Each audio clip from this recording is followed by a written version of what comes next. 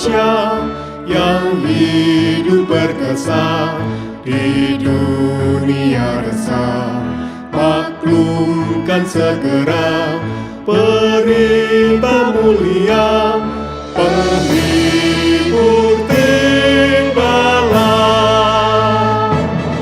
Penghibur tibalah, penghibur tibalah. Roh Allah yang kudus berlimpahlah terus.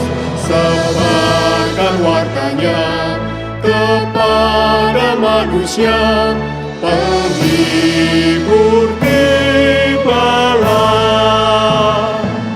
Salam jumpa kembali Bapak Ibu dan Saudara-saudara. Kita sudah memasuki bulan ke-6 di tahun ini, dan itu berarti kita sudah menikmati berkat Tuhan hampir setengah tahun. Nah, biarlah kita juga memberitakan kabar baik kepada semua orang di tengah suasana yang belum pulih dengan baik ini, tapi berkat Tuhan sudah banyak kita rasakan. Kita akan beritakan, kita akan sebarkan kasih kebaikan Tuhan.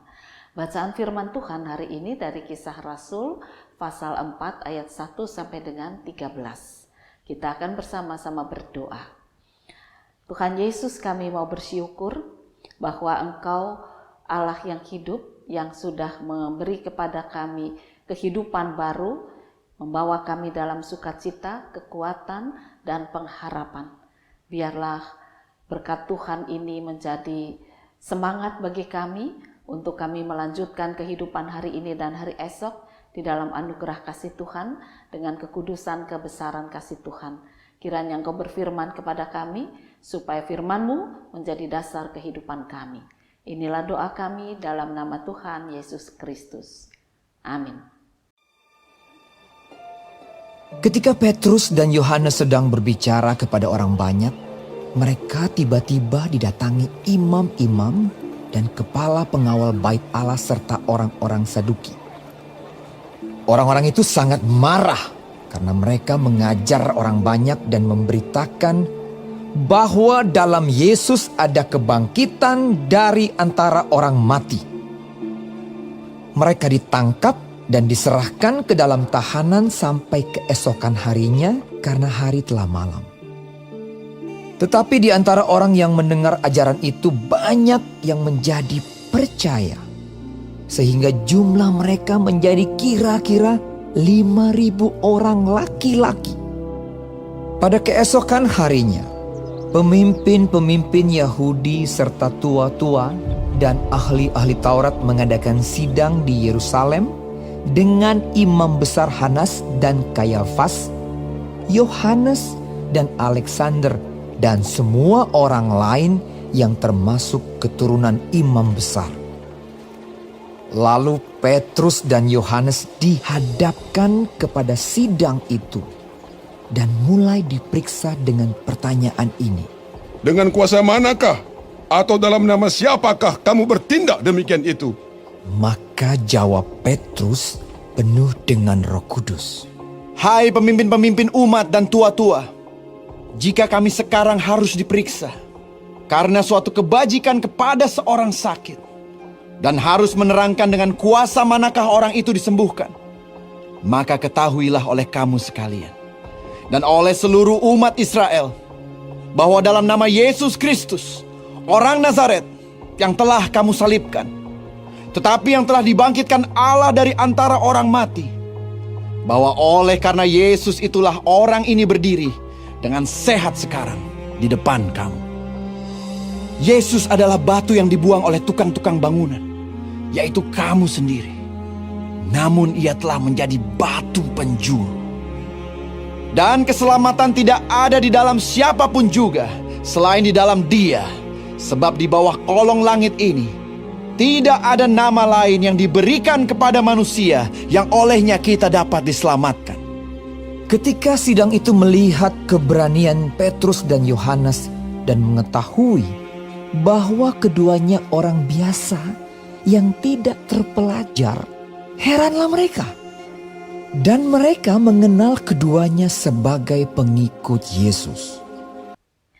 Bapak, Ibu, dan saudara-saudara, kita membaca kesaksian tentang Tuhan Yesus dari Yohanes dan Petrus. Ketika mereka bersaksi di depan mahkamah agama itu menjelek-jelekan Yesus, maka dengan keberanian mereka menjelaskan siapa Yesus. Justru kalianlah orang yang tidak mengenal, justru kalian adalah orang yang salah. Itu intinya yang dikatakan oleh Petrus dan Yohanes. Yesus adalah orang benar, dia diutus Allah, dia berani berkorban, dia menebus, dia menguduskan, dia menyucikan. Mengapa mereka berdua bisa bersaksi seperti itu? Karena mereka berdua sekarang adalah orang-orang yang mengenal Yesus dengan baik. Peristiwa itu terjadi tentunya setelah kenaikan Tuhan Yesus. Ya. Dan setelah kenaikan Tuhan Yesus, lalu mereka mendapat kekuatan dari Roh Kudus, maka mereka kemudian mampu menyebarkan berita baik yang sebenar-benarnya. Apakah kehidupan ekonomi mereka menjadi meningkat? Tidak. Tetapi mereka tahu mereka tetap dipelihara oleh Tuhan. Apakah pekerjaan mereka kemudian menjadi sangat besar? Tidak. Karena mereka meninggalkan pekerjaan dunia, lalu mereka menyebarkan kabar baik. Nah, di sini kita belajar. Ada orang-orang yang berani dengan penuh sukacita menyebarkan kabar baik karena mereka mengalami bahwa perkenalan yang baik, perkenalan yang sesungguhnya mampu untuk mendorong mereka karena ada sukacita besar, ada kemauan yang kuat menyampaikan kabar baik tentang siapa Yesus. Jadi ketika mereka dihadapkan pada mahkamah agama pun mereka tidak takut. Bahkan mereka dengan penuh keberanian menjelaskan siapa Yesus yang sesungguhnya, siapa kami murid-murid, dan siapa kamu orang yang berani mengadili Yesus. Apa kamu tahu pengadilan itu pengadilan dunia, dipenuhi dengan emosi dan kebencian. Kamu itu orang salah. Tetapi Yesus orang yang tidak bersalah, dia mau menjalani penderitaan supaya dosa-dosa manusia ditebus. Ini kabar baik. Nah, keberanian ini didasarkan pada hidup baru yang penuh dengan sukacita setelah mereka berjumpa Yesus, setelah mereka menerima kuasa Roh Kudus. Bapak, Ibu, dan saudara-saudara, kita akan melanjutkan kehidupan dengan cara yang sama, yaitu apakah kita sudah mengenal Yesus dengan baik? Apakah kita sudah berteman dengan Yesus dengan baik? Apakah kita sudah menjadi hambanya yang baik? Apakah kita mengenal pribadi Yesus dengan baik? Nah, tidak jarang kita hanya bisa berkeluh kesah, kita hanya bisa ngomel, sedih ya, mengatakan aku sudah ikut Yesus kok masih begini terus, doaku rasanya tidak terkabul padahal saya sudah doa sekian lama. Nah, itu karena kita tidak mengenal pribadi Yesus dengan baik, tidak ada yang membangkitkan sukacita, tidak ada yang menuntun kita dalam karya Roh Kudus. Setiap orang yang menerima karya kebangkitan Yesus dipenuhi dengan kekuatan Roh Kudus, dia punya kuasa untuk bangkit, dia punya kuasa untuk kuat, dia punya kuasa untuk gigih, dia punya kuasa untuk sukacita, dia punya kuasa untuk damai sejahtera, dia punya kuasa untuk memperbaiki di dalam karya kebangkitan Yesus. Jadi apa yang diperbaiki baik dirinya maupun orang lain atau lingkungannya bukan karena dirinya, tetapi dia punya kekuatan kuasa kebangkitan Yesus. Nah, Bapak, Ibu, dan saudara-saudara, seorang ibu itu dengan terharu ya, ngomong terharu, ditanya oleh reporter, bagaimana rasanya kamu ketika kamu berjabatan dengan presiden? Wah, ibu itu sambil berkaca-kaca, tapi bukan karena sedih, melainkan luapan sukacitanya. Ada rasa keterharuan karena sukacita, bukan terharu karena sedih ya. Dia sukacita, dia mengatakan senangnya bukan main. Gembira sekali, saya ini siapa bisa bersalaman dengan seorang besar, pemimpin negara, seorang presiden. Lalu ditanya lagi, kamu tadi dapat apa? Wah, dia tunjukkan, ini loh saya dapat kaos. Saya dikasih kaos sama Pak Presiden, nanti kaos ini mau saya pakai, kemudian saya mau foto, lalu seluruh keluarga saya juga tak suruh pakai, lalu suruh foto, nanti fotonya dipajang. Bahwa kita ini walaupun dapat satu kaosnya tetapi dinikmati bersama, rasa syukur bersama, ada perhatian dari Presiden yang luar biasa. Dapatnya apa? Kaos. Tapi dengan bangga, dengan sukacita dia akan memberitakan kabar sukacita itu kepada seluruh keluarga dan teman-temannya. Ketika ditanya nanti kalau teman-temanmu pinjam kaosmu untuk foto, boleh? Boleh. Boleh. Supaya mereka juga tahu apa yang aku rasakan, ada sukacita. Bahwa seorang presiden memberikan perhatian, mau salaman sama rakyat kecil dan memberikan kaos. Ya, ini pengalaman menarik. Seorang rakyat jumpa dengan pemimpin negaranya. Ada sukacita besar dan sukacita itu ingin dia bagikan, ingin dia wartakan. Nah, ditanya, apa kesanmu tentang presiden? Dijawab, wah presiden itu ternyata suka guyon, orangnya ramah, ngomongnya enak, dan dia tertawa. Ketika salaman dengan saya, tertawa. Jadi ada rasa bangga, oh orang bilang presiden itu mungkin kerang, presiden itu mungkin dijaga oleh pas pampres, presiden itu susah didekati, ternyata tidak. Nah, ini kesan yang sangat mendalam dan dia ingin mewartakan. Memang dia tidak kenal secara pribadi dalam bentuk yang mendalam, tapi kesan perjumpaan itu membangkitkan semangat sukacitanya. Dan hal semacam inilah yang harusnya ada pada diri setiap orang Kristen. Kalau presiden itu pergi, mungkin dia bisa lupa karena ada banyak rakyatnya. Tapi rakyatnya akan selalu ingat. Apalagi dikatakan, wah nanti ini kenang-kenangan sampai anak cucuku akan lihat gitu ya. Apalagi ketika dikasih foto waktu dia salaman sama presiden, waduh ini juga mau dipajang. Ya. Dia cuma orang biasa, tetapi mendapat kesempatan yang langka. Sama dengan orang Kristen, kita orang biasa bahkan orang hina yang penuh dengan dosa, tetapi mendapat kesempatan luar biasa boleh berjumpa dengan Yesus Kristus, Raja di atas segala raja, Sang Mesias, penyelamat manusia, penyelamat dunia. Nah, apakah sukacita kita berjumpa dengan Yesus itu seperti ibu ini? Nah, sampai ada rasa keterharuan yang besar. Dan dia katakan, aku mau supaya orang-orang tahu siapa presiden itu. Apakah kita pernah punya pikiran yang sama? Aku mau supaya orang-orang tahu siapa Yesus yang menjadi juru selamatku dan juru selamat dunia itu. Harusnya semangat itu ada pada kita. Sama seperti Petrus dan Yohanes, semangatnya luar biasa. Ketika mereka melihat Yesus yang bangkit, mereka menerima karya Roh Kudus, mereka punya semangat luar biasa. Mereka katakan, kami mau saksikan, kami mau beritakan, kami mau sebarkan tentang kebenaran siapa Yesus. Nah, kita sudah melewati pekan Pentakosta, kita sudah melewati peringatan tentang Roh Kudus yang sudah dicurahkan, maka seharusnya kita tidak melewati kesempatan untuk dibangkitkan kembali dalam kesukacitaan berjumpa dengan Yesus yang hidup, perkenalan kita dengan Yesus, dan kita tahu siapa Yesus yang sebenarnya. Untuk apa? Pertama, membangun kembali iman kita, menyegarkan kembali iman kita. Yang kedua, sebarkanlah berita sukacita ini. Ya, seperti ibu tadi. Seperti Petrus dan Yohanes, mereka katakan, aku mau sebarkan, sebab aku kenal dia.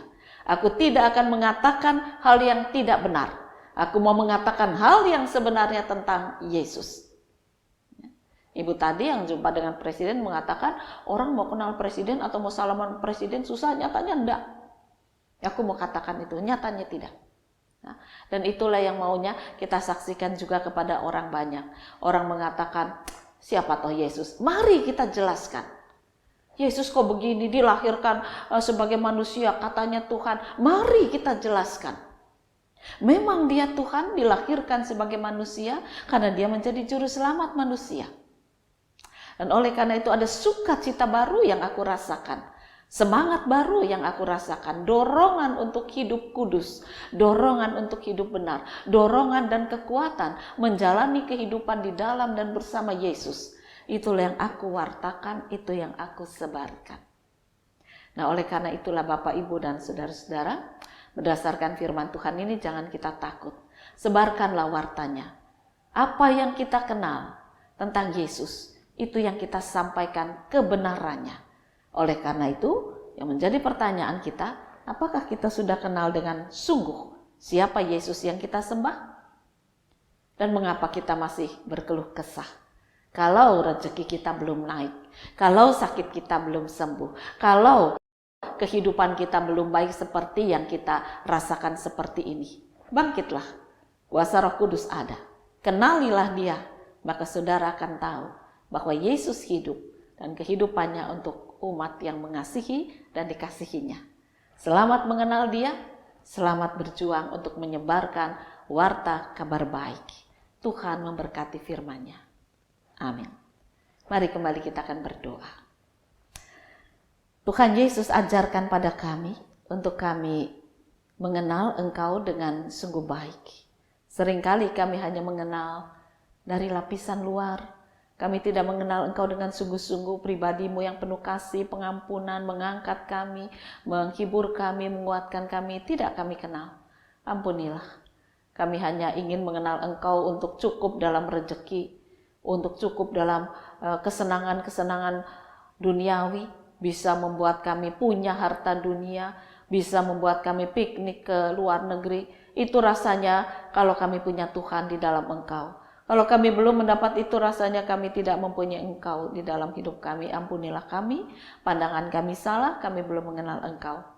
Biarlah sekarang kami belajar bahwa Engkau tidak melupakan kami. Dan kami belajar mengasihi, mengenal Engkau dengan lebih baik. Supaya kuasa sorgawi melalui Roh Kudus memampukan kami menyebarkan kabar baik kepada setiap orang. Biar kami belajar dari kesaksian Petrus dan Yohanes. Kiranya Engkau menguatkan kami. Inilah doa kami dalam nama Tuhan Yesus Kristus. Amin. Telah lewat malam gelap, diganti terang tetap, derita yang berat telah hilang lenyap, dan tiba harinya, janjinya pun genap, penghibur tibalah, penghibur tibalah, penghibur tibalah, Roh Allah yang kudus berlimpahlah terus, sebarkan wartanya kepada manusia, penghibur tibalah.